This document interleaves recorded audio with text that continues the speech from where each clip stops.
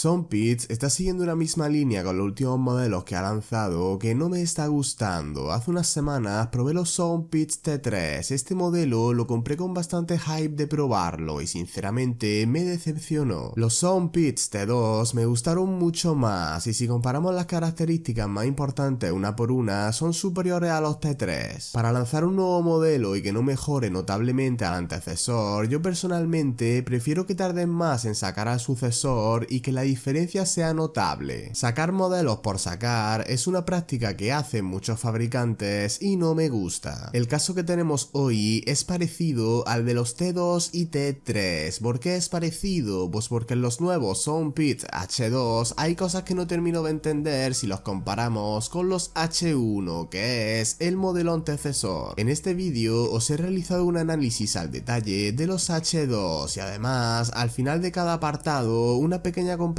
contra los Soundpeats H1. ¿Serán mejores los H2 que los H1? ¿Merecen la pena los H2 por el precio al que están? Todas estas preguntas os las voy a responder en este vídeo. Tengo mucha información que daros. Chicos y chicas, comenzamos.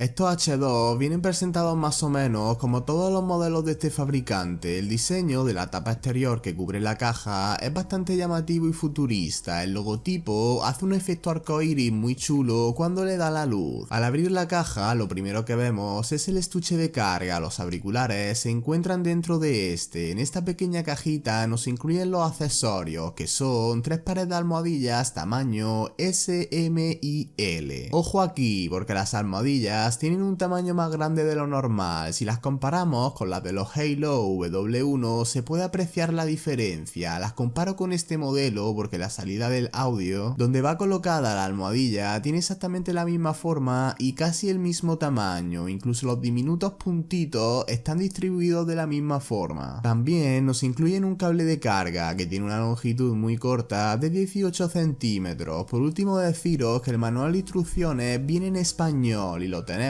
en el fondo de la caja.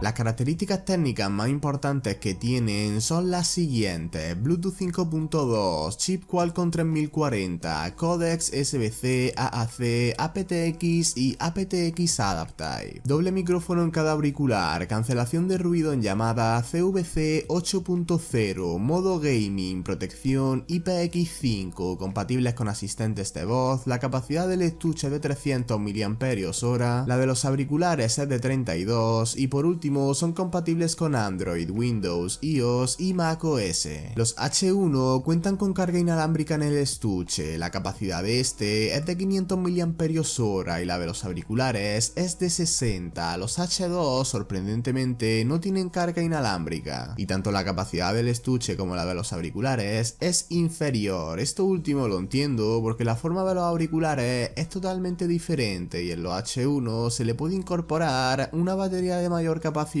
Pero lo de la carga inalámbrica es una de las cosas que no entiendo por qué la han quitado en esta nueva versión. Y sabéis que es lo peor, que en la página oficial de Soundpeats pone que se puede cargar el estuche de forma inalámbrica. Si os fijáis pone wireless, refiriéndose a que se puede cargar de forma inalámbrica. Yo he probado a cargarlo de esta forma y ya os digo que no he podido hacerlo. Cuando lo coloco en el cargador no se iluminan los pilotos LED. Sinceramente no entiendo absolutamente nada. En las demás características técnicas deciros que son iguales, mismos chips, mismos códecs de audio, misma protección IPX en los auriculares, etc. El diseño del estuche es una de las cosas que más me ha gustado de este modelo. Como podéis observar, el color es una mezcla entre gris claro y gris oscuro. Por la parte exterior predomina el gris oscuro, que tiene un tono efecto espejo muy bonito. Y ojo aquí, porque este tono efecto espejo tiene un barniz por encima similar similar al que tienen los QCI HT03. Este barniz que le han echado evita notablemente los arañazos y le da al estuche un aspecto mucho más premium. Alrededor tiene una línea en color gris claro que llega hasta la zona de la bisagra. En la parte superior de la tapa vemos el logotipo de Soundpeats en color bronce. Este logotipo le da un toque al estuche muy elegante. En el interior predomina el color gris claro. Por esta zona de aquí el tono es mate y si pasamos el dedo por encima notaremos que es como rugosa. En los huecos donde se colocan los auriculares el tono es efecto espejo y esta zona al tacto es muy suave. Los pilotos LED se sitúan en la parte frontal, son visibles e iluminan con bastante intensidad. Tenemos un total de 3, un poquito más arriba tenemos una ranura muy marcada que nos facilita la apertura. El material de construcción es plástico por todo el conjunto, pero no da la sensación de ser tan plasticoso como la mayoría de estuches. Es un plástico que se nota de una calidad ligeramente superior, por ejemplo, al estuche de los Halo W1 o al de los H1. La bisagra es bastante blanda al abrir y cerrar. Me hubiera gustado que tuviera más resistencia al hacer este proceso. Si inclinamos el estuche un poco, la tapa se cierra de golpe. Algo bueno de la bisagra es que al mover la tapa hacia los lados no tiene ninguna holgura. Además, si dejamos el estuche apoyado en una mesa con la tapa abierta, esta se mantiene fija en su posición. Respecto a la practicidad, os diría que es correcta, tirando más a no correcta que a ser un estuche práctico. Las dimensiones son aceptables para llevarlo en un bolsillo, pero pesa más que la mayoría de estuches que os he traído al canal. De largo mide 6,4 centímetros, de ancho 4,5 y el grosor es de 3. El peso sin los auriculares dentro es de 47 gramos y con ellos en el interior de 56. Como os digo, el estuche es más pesado de lo normal, pero esto creo que es porque el material, al ser un plástico ligeramente mejor, como contra, hace que el estuche sea más pesado.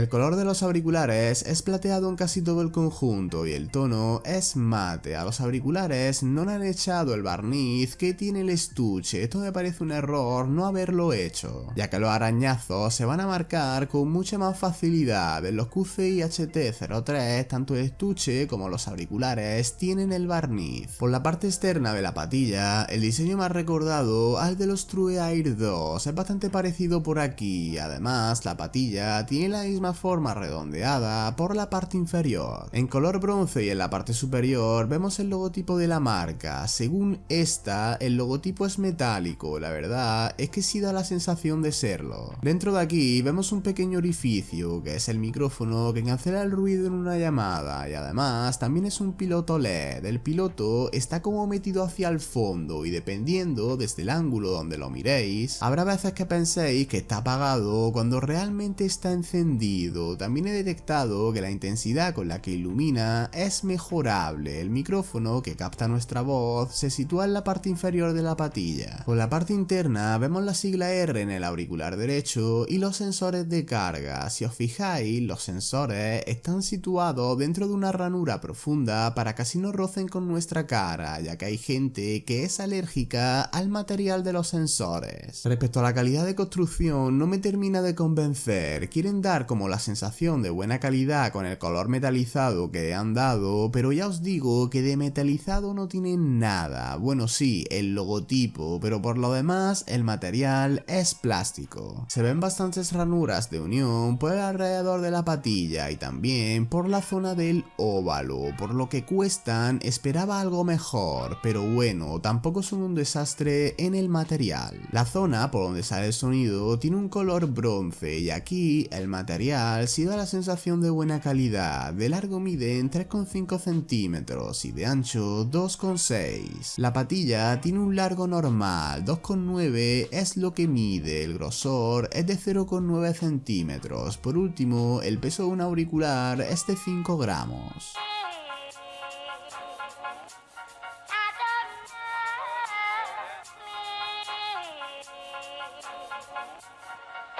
Cuando abrimos y cerramos la tapa, el estuche comprueba el estado en el que está la batería. Si se iluminan solo dos pilotos LED, quiere decir que el estuche está entre un 34 y un 66% de batería. Si se iluminan los tres pilotos, quiere decir que está entre un 67 y un 100%. Cuando ponemos a cargar el estuche, si por ejemplo el primer piloto LED está fijo en blanco y el segundo parpadea, quiere decir que la carga está entre un 34 y un 66%. Cuando el estuche está completamente cargado, los tres pilotos LED se iluminan de forma fija en blanco. El piloto LED de los auriculares no se ilumina cuando los ponemos a cargar en el estuche. He probado ya como 6 o 7 modelos de Sompit y estos H2 son los primeros que veo que no indican cuando llegan al 100% de carga. Esta indicación considero que es bastante útil y sorprendentemente en uno de sus modelos más caros han optado por quitarla. Como algo positivo que sí indica el piloto es que cuando la batería de los auriculares es baja, parpadea una vez en rojo cada 5 segundos y además de esto emiten una voz indicadora que dice Battery Low. Esta voz, si tenéis el volumen al máximo, suena súper floja.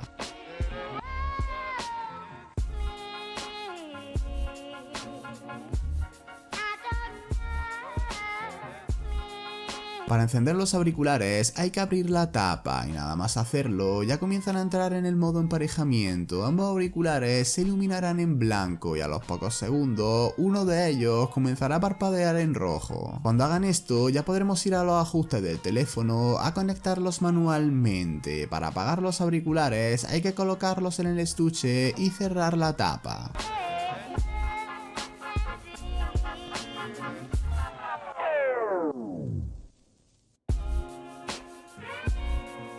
Entramos ya en lo que son los puntos positivos, neutros y negativos de estos H2. Como primer punto positivo, he puesto las funciones que podemos activar desde la zona táctil. Podemos activar todas las importantes. ¿Qué es lo malo que tenemos en los modelos de Sompit? Pues que no podemos personalizar los toques a nuestro gusto porque no contamos con ninguna aplicación. Sompit debería de plantearse en el 2022 lanzar una app. Sus modelos, sinceramente, la necesitan y más este en concreto por el precio al que está. Hoy en día en el mercado hay modelos que cuestan $15 y cuentan con aplicación.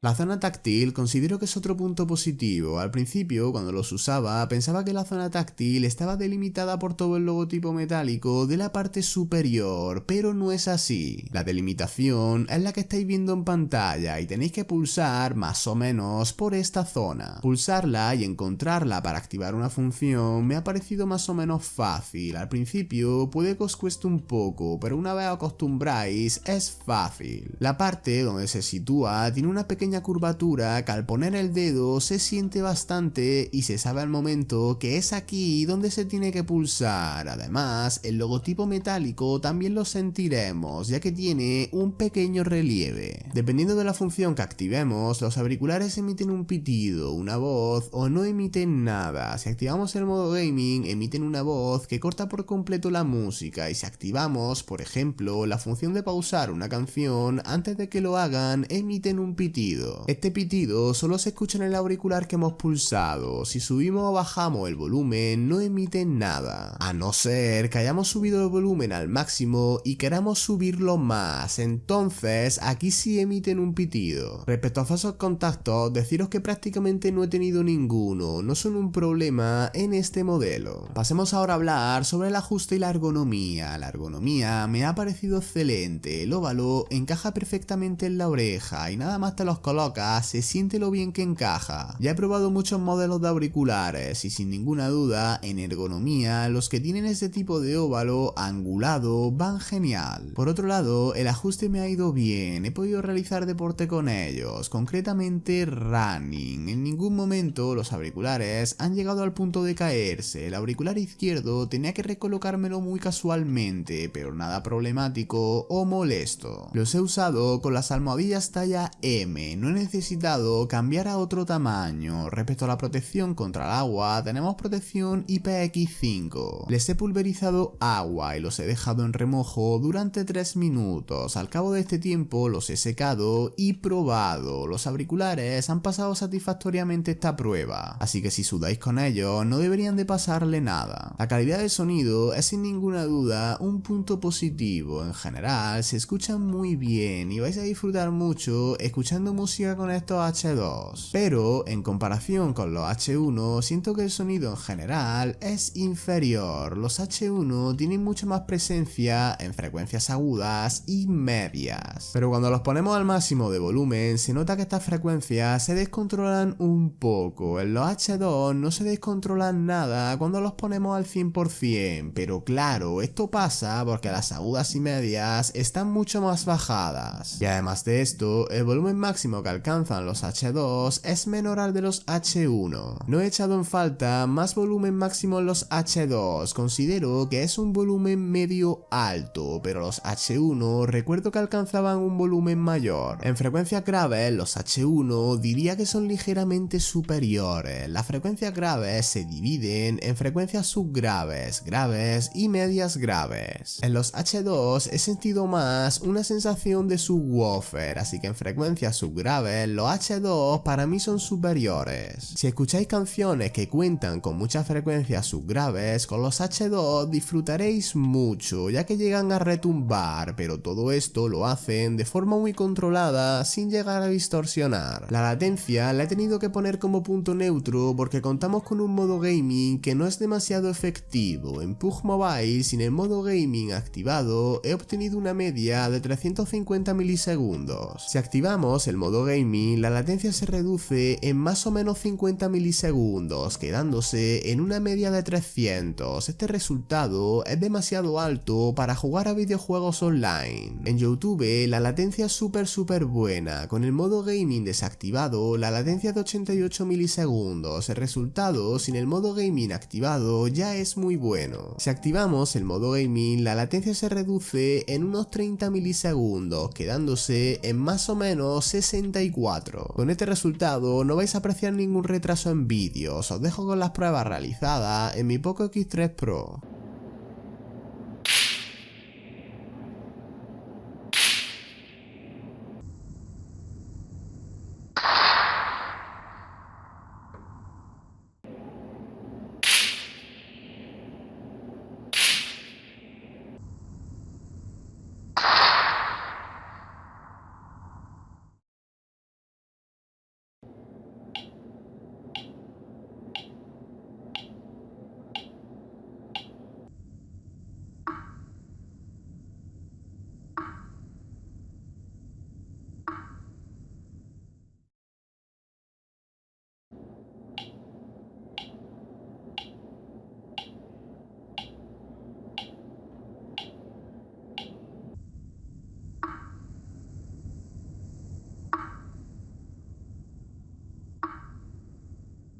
Otro punto neutro es el micrófono. En general no se comporta mal y está más cerca de ser un punto positivo que negativo. En una llamada telefónica, el volumen que alcanzan considero que es correcto, no he echado en falta más, al interlocutor lo escuchaba claramente y no he detectado nada raro o molesto en este sentido. Mi voz, el interlocutor, me decía que la escuchaba bien. Hablé con un familiar durante 30 minutos con la tele puesta de fondo a un volumen medio. La tele me decía que la escuchaba, pero que mi voz estaba siempre por encima del ruido. Según las pruebas que yo les he realizado en mi PC, mi voz tiene una amplificación bastante potente y la naturalidad es correcta. Lo que no me ha convencido es el ruido que son capaces de reducir. El ventilador de fondo se nota bastante y por esto he puesto el micrófono como punto neutro. Dejo con las pruebas realizadas y con una pequeña comparativa contra el micrófono de los H1. Esto es una prueba de audio realizada realizada con la grabadora de voz del PC para comprobar la calidad del micrófono de los auriculares Soundpeats H2 sin ruido de fondo. Esto es una prueba de audio realizada con la grabadora de voz del PC para comprobar la calidad del micrófono de los auriculares Soundpeats H1 sin ruido de fondo. Esto es una prueba de audio realizada con la grabadora de voz del PC para comprobar la calidad del micrófono de los auriculares Soundpeats H2 con un ventilador de fondo cerca de mí generando ruido. Esto es una prueba de audio realizada con la grabadora de voz del PC para comprobar la calidad del micrófono de los auriculares Soundpeats H1 con un ventilador de fondo cerca de mí generando ruido.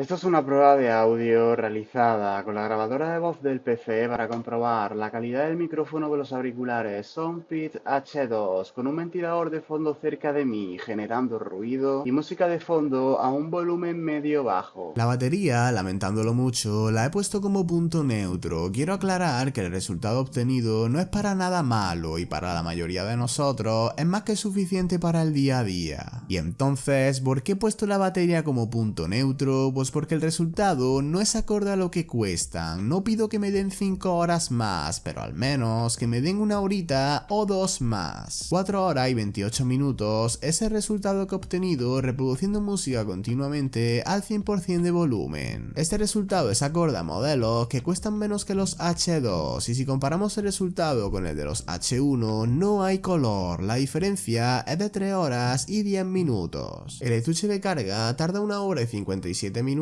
en cargar desde cero y los ciclos de carga que me ha dado han sido 3,2 ciclos.